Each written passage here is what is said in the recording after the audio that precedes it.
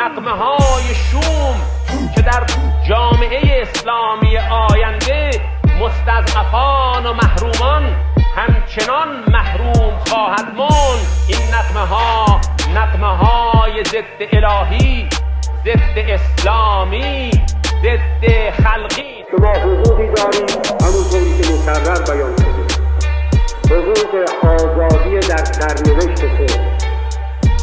هیچ کس، هیچ قدرت نمیتواند این حق را نادیده بگیرد. این حق را اگر به شما ندادن باید مطالبه کنید. این حق اساساً دادنی نیست، مال شما. کسی رو به شما تحمیل کردن، نپذیرید.